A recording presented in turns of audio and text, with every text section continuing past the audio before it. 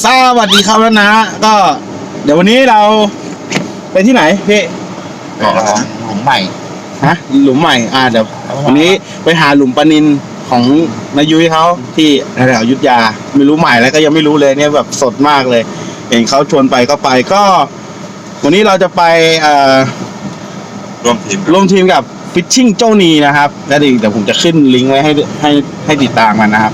ก็เหตุการณ์จะเป็นยังไงก็ติดตามชมกันเลยครับผม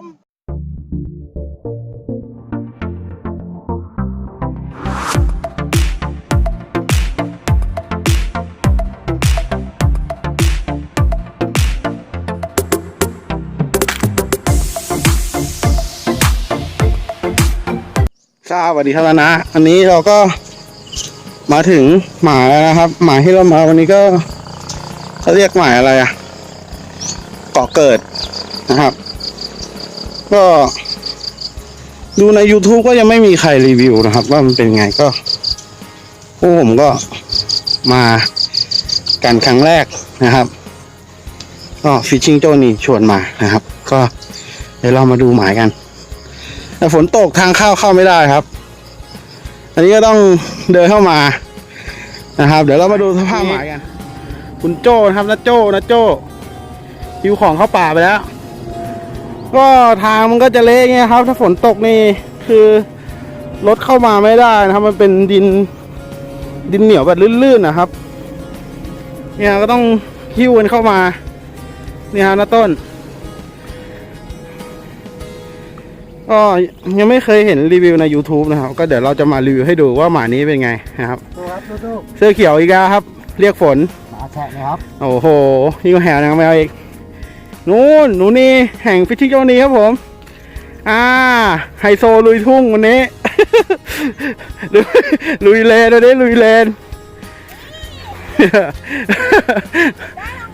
เป็นไงโอ้โห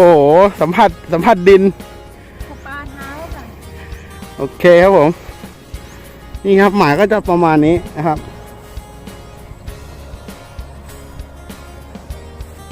ก็เดินไกลอยู่นี่เดี๋ยวผมจะพาเดินไปเลยว่ามันไกลแค่ไหนนะครับก็มีนาตกปลากันอยู่นะครับถามเขาก็บอกว่ามีปลานิลไซส์ประมาณ 3-4 นิ้วไม่โตนะครับแล้วก็มีปลาจีนปลายี่สกนะครับเหนื่อยก็มีน้าที่เขาว่าเขาลุยเข้ามาก่อนที่ว่าฝนจะตกขาออกก็เข็นกันเป็นรอยทางยาวเลยนี่ฮะก็เดี๋ยวมาดูกันนู่นรถจอดอยู่นู่นนะครับเมื่อกี้เราเดินมาจากข้างหลังก็นู่นนะตรงตรงนี้หลังต้นมะขามเทศจะมีต้นนู่นนะครับที่เขายืนกันอยู่ตรงต้นอะไรนะต้นสนนะครับก็จะมีเวิร์กอยู่ไม้สวยแต่ไม่รู้จะมีปลาหรือเปล่าครับนี่นายยุ้ยก็อุ้มกันมาเลยเดียวหอบพิ้วกันน่าดูนี่ฮะเละมากเลยแต่เขาบอกว่าถ้าฝนไม่ตกนี้ก็ขับเข้ามาได้อยู่นะครับมีน้าที่เขาขับเข้าไปก่อนเนี่ยครับนี่ครับดินจะเป็นแบบดินเหนียวลื่นๆนะครับผมว่ารถอะไรก็เข้าไม่ได้แล้วเนี่ยนอกจากจะดอกยางหนาๆเลยครับฮะอะไรเดี๋ยวมันตกอะไรหมดแล้วบนรถข้างบนก็นี่ครับมีนาเขาก่อกองไฟเขาก็เพิ่งมาเหมือนกันนะครับค่อนข้างทุรทุเลดูนี่นะยุ้ยฮะหัวเข่าไม่ค่อยจะดีเดินเข้าไปดิเสื้อเขียวไงเสื้อเขียวได้เรียกฝนดีก็นะครับใครแล้วก็แก่งกระจายก็ยับเหมือนกัน3 วัน 2 คืนตกทุกวันเลย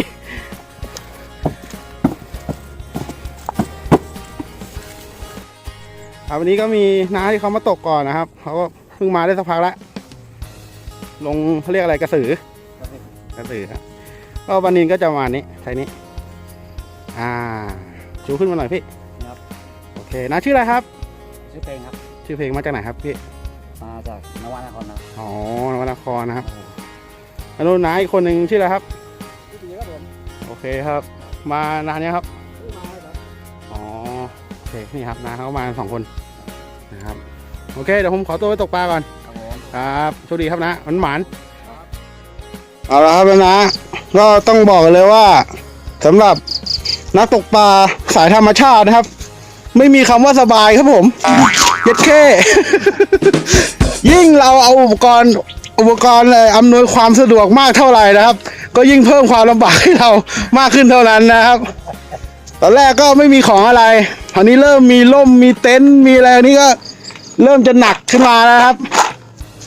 โอเคนะก็เดี๋ยวจะถ่ายให้ดูเรื่อยๆบรรยากาศนะครับ ก็ติดตามชมนี่เรามากับฟิชชิ่งโจนี่นะครับนี่เดี๋ยวเรามาดูเบื้องหลังกันเลยของ2 คนนี้ครับ ว่าในคลิปเนี่ยเขาอาจจะรักกันนะครับ แต่ว่านอกคลิปนี้เขาอาจจะทะเลาะกันหรือเปล่าดูนะครับนี่ยืนเท้าเอวแล้ว โอเคครับเอาดูหมายกันนะครับผมหมายก็จะประมาณนี้ตูไหม โอเค ครับมาถึงนี่แล้ว ก็หิ้วมาฝนตกวะก็หิ้วมันมาซะขนาดนี้แล้วนะครับ ก็อย่างที่ว่าครับเมื่อก่อนก็คันเบ็ดถุงเหยื่อแล้วก็กระชังมันจะมีอยู่แค่เนี้ยมันจะไม่เยอะครับ แต่พอตอนนี้เริ่มตกปลาก็เริ่มของมันต้องมีมันก็เริ่มจะมีกล่องใส่อุปกรณ์ลังโฟมผ้าเต็นท์นี่ถังใส่เหยื่อเมื่อก่อนนี่เป็นถุงพลาสติกใส่เหยื่อธรรมดาครับแล้วนี่ก็เป็นพวกเก้าอี้ต่างๆล่มสวิงครับของมันต้องมีนี่กระเป๋าอะไรเนี่ยของใครเนี่ยโอ้โหซื้อมาใหม่ครับผมอุปกรณ์ใหม่มาแล้วกระเป๋าเหมือนกระเป๋าขังปลานะครับไว้ใส่ปลาเป็นโอเคสวัสดีครับนะก็ผมสงสัยอยู่ว่าเขาซื้อไอ้เนี่ยไอ้กล่องสีฟ้าเนี่ยมาทำไมเนี่ยคือมันเป็นกล่องเหมือนแบบเดี๋ยวจะถ่ายให้ดูนะครับนี่นายยุ้ยเขาซื้อกล่องมาซื้อมาอะไรนะซื้อมาอะไร200ได้200นะครับเดี๋ยวมาดูกันประโยชน์ใช้สอยที่พี่ยุ้ยเขาซื้อมาจุดประสงค์ครับพี่โชว์ ซื้อมาตักน้ำโอ้ดู200ครับผมแม่งญี่ปุ่นเห็นงงไงเหี้ยกล่องใส่เหยื่อครับกล่องใส่เหยื่อเป็นครับเด้เอามาตักน้ำทำอะไรครับนะเอาลักพี่ซื้อกระป๋องไป50ก็ได้แล้วพี่แล้วพี่โอ้ยดูเชือกครับดูเชือกนี่ดูเชือกนี่เชือกเป็นเชือกนี่ครับเชือกสายเซฟตี้ครับนี่อย่างดีเลยนี่โอ้โหอย่าซื้อมาตักน้ำเอาละครับกูสบายแล้ว โอเคครับผมนะก็เดี๋ยวผมไปตกปลาก่อนแล้วกันเดี๋ยวถ้ายังไงถ้ามีตัวก็เดี๋ยวจะกลับมาถ่ายให้ดูอีกทีหนึ่งนะครับก็หมายสวยครับเป็นปกติมักจะไม่มีปลา มีปลาติดตามชมครับผมครับนาครับก็ตอนนี้ปล่อยให้นาใจเขาสปิวตัวเล็กๆไปก่อนนะครับเก็บแต้มเรื่อยๆครับเดี๋ยวสู้ฝั่งตรงข้ามไม่ได้ก็เดี๋ยวดูนะครับว่าสปิวของนาใจเขาจะเก็บแต้มได้ทักกี่แต้ม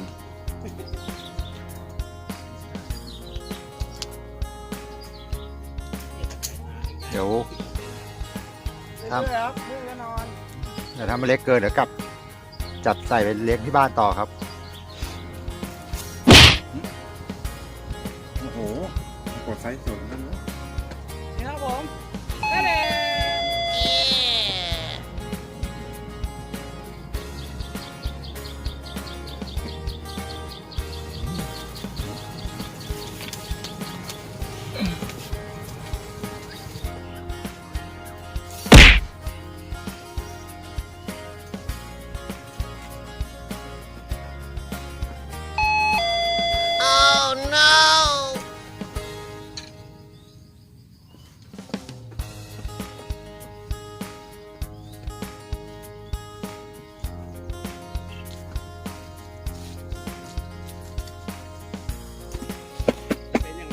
นิ่งไปเลยครึ่งชั่วโมง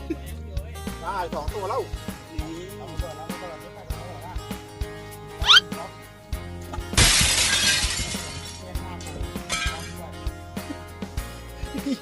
ละลานเลย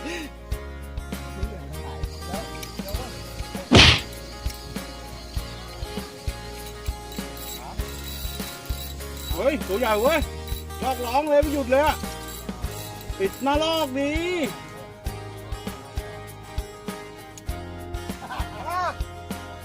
สวยเลยปล่อยเขาบ้าง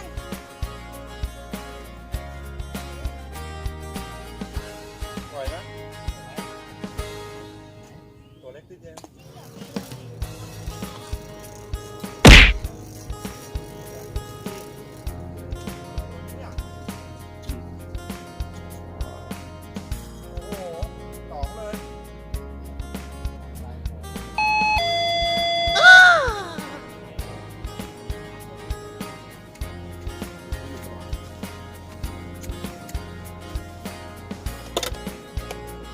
เหมื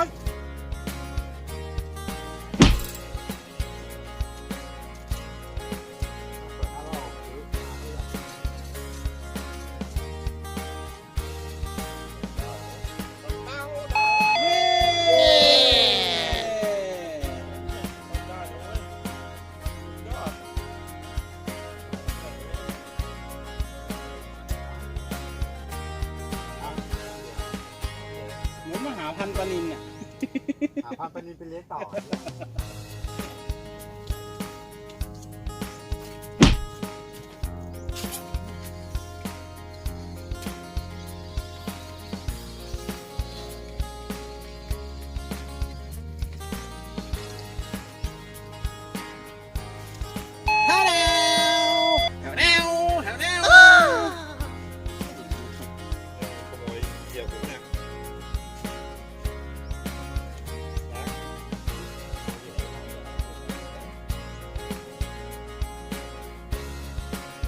อยู่นะมันแหละ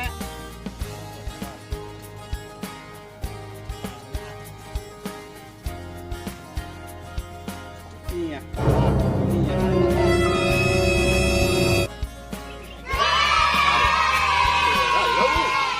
เป็นไงลูกพี่ฟ้าด่าอีหวายเลยสัตว์โอ้โหไปต้องมาถึงไหนเนี่ยไม่หรือวะ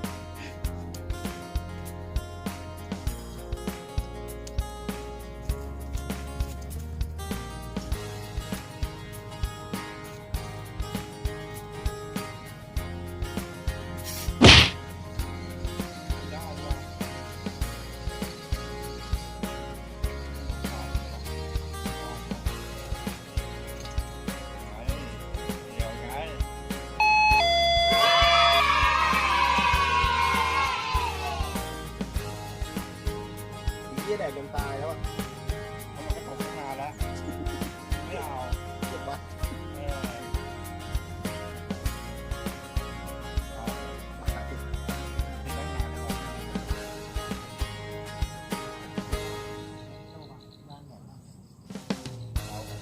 ไม่ดินแล้วใหม่ด้วยเอาเล็กด้วยสวัสดีครับแล้วนะหลังจากที่ลองอยู่ประมาณ 2-3 ชั่วโมงนะครับหมายนี้ก็เป็นปลานิลตัวเล็กครับประมาณ2 นิ้วฮะก็ตามสเต็ปนะครับไม่ดีก็ ย้ายหมาย นู่นครับคนนู้นว่าไงไม่ดียังไง ย้ายหมาย ลุงยุ้ยบอกย้ายหมายแล้วครับผมก็เราว่าจะไปที่หมายเสาไฟฟ้านะครับลาดบัวหลวงก็เหตุการณ์จะเป็นไงก็ติดตามชมครับผมสวัสดีครับแล้วนะวันนี้ก็มาอยู่ที่นี่ครับหมายในตำนานเสาไฟฟ้าครับผมก็เพิ่งจะลงเบ็ดไปเมื่อกี้ครับก็ยังเราดูอยู่ว่าจะได้ปลาหรือเปล่าโน่นมากับฟิชชิ่งโจนี่ครับผมโบกมือทักทายเลยครับ ฟิชชิ่งโจนี่ โจนี่ครับโจนี่สวัสดีครับ โจนี่โจนี่ก็โจนี่อ่ะโอเคครับ เฮ้ยโจเลย นี่พี่ยุ้ย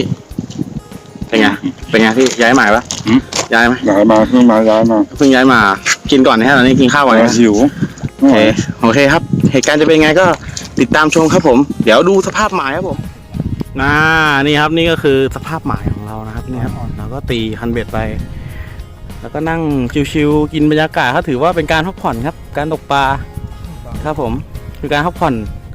นะครับ แต่เหมือนจะเหนื่อยกว่าทำงานอีกดูท่าแล้ว อ่ะโอเคครับแล้วเดี๋ยวตกปลาครับผมเอาเลยก็ได้มั้งนั่นน่ะตกอยู่เอาวัดฟาบไงเป็นไงอยู่ไหมล่ะเป็นไงเบาเลยอะ ว้าว วัดเบาทีวีครับผม ว้าวว้าวเรา เอาละครับแล้วนะตอนนี้ก็มีเหตุการณ์ครับปลาเริ่มกินแล้วครับผม เดี๋ยวนายยุ้ยเขาจะโชว์วิธีสาธิตการวัดเบ็ดให้ดูนะครับว่า จะวัดว่าวหรือว่าจะวัดได้หรือวัดว่าวเราไปติดตามชมครับผม เก็บสายหน่อยดิเดี๋ยวตุกอยู่พี่เอาเลยเอาดิเอาแล้วอยู่สิปิดหน้าลอกก่อนสิ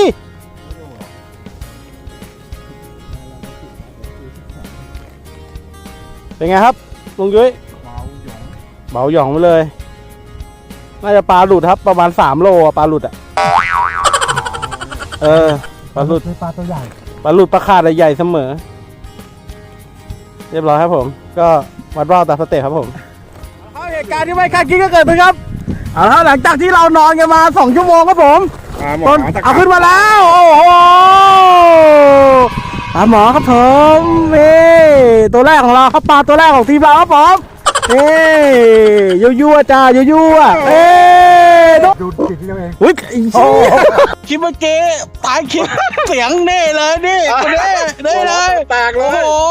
โหฟุตตีน โอ้ร้อนฮา โอ้ยไม่พี่เป็นคนกี้อ่ะ ก็มันฮาตกแตก อ๋อฮาตัวแตกเลยโอเคครับผมก็เจ้าอย่าลืมกดติดตามคลิปด้วยครับผมไปฟังตดพี่ยุ้ยกันต่อไปครับเอาละครับนี่ครับรู้สึกว่าปลาจะกี่ตัวแล้วครับผมเราก็มาดูกันนะครับว่าเราจะได้ปลาไหมครับ ตัวที่2จะมาหรือไม่ติดตามชมครับผมมาแล้วครับผมหมอตะกรับครับผมโอ้โหไทยนี้เป็นไงครับผมนี่หล่อเลยครับคลิปนี้คนเดียวได้คนเดียวเลยโอเคครับผมนี่คนอิจฉาครับผมนี่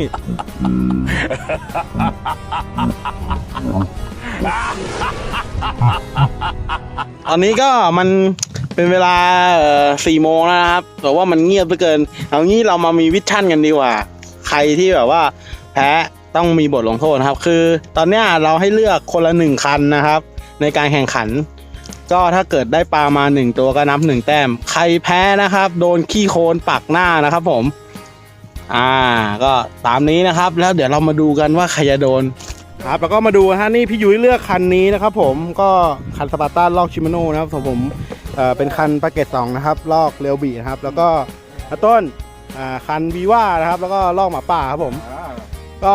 คันที่ใช้เล่นเกมก็จะเป็น3 คันนี้นะครับแล้วก็5 โมงมีบทลงโทษ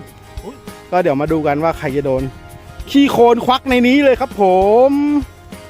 เอาละครับนะก็เดี๋ยวมีภารกิจกันก็เดี๋ยวเรามาสัมภาษณ์แต่ละคนดูนะครับว่า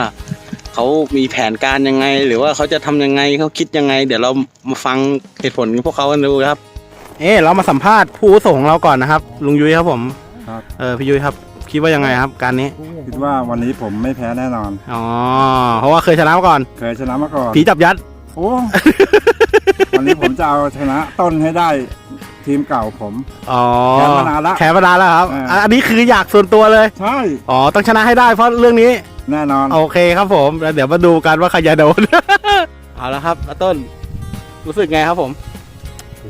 อยากจะปะใครครับงานนี้มันต้องมีอยู่แล้วไม่ต้องบอกเหรอรู้แล้วใครโดนนี่แหละปอดย้อนสอน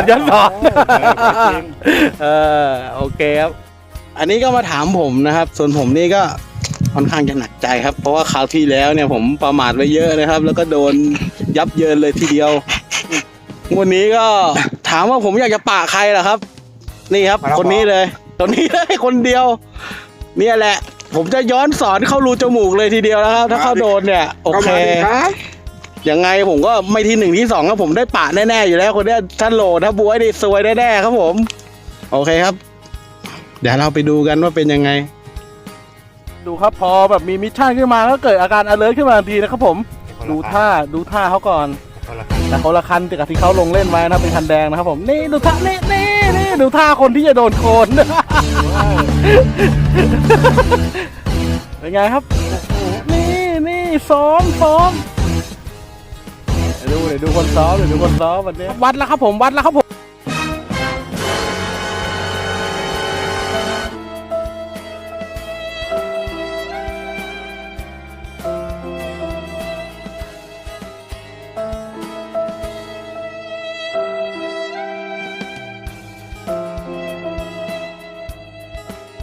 ดว่าวทีวีเอาละครับสปาร์ตันทำผิดแล้วเอาหลุดใหญ่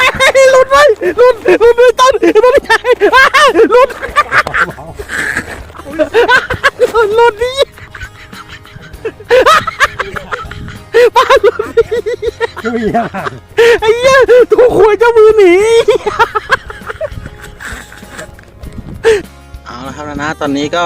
4:30นะครับเหลือเวลาครึ่งชั่วโมงนะครับตอนนี้ก็วัดว่าวกันสนุกสนานแล้วครับผมยังไม่มีใครได้ปลาฮะนี่ก็นอนสบายใจกันอยู่ครับ ส่วนอายุ้ยก็นี่อายุ้ยก็ตั้งใจน่าดูเลยนะครับผมนั่งจ้องคันไม่ห่างเลยครับผมอันนี้ถ้าเป็นประกัดกระท้องแล้วท้องกับคันเบ็ด โอเคครับผมก็ดูอยู่ครับคันนี้เอาละเดี๋ยวไปดูกัน5 โมงถ้าเป็นยังไงก็ติดตามชมครับผมเดี๋ยวครับเหตุการณ์ผีจับยัดมาอีกแล้วคันสมาร์ตันครับเหตุการณ์ไม่คาดคิดดูท่าก่อนครับอย่างนี้กดไป2 ทีครับ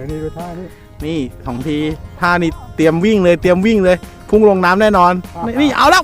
ปักเข้าไปเฮ้ยไอ้เหี้ยได้เอ้ยยังไงอยู่ไหมหลุดหลุดอีก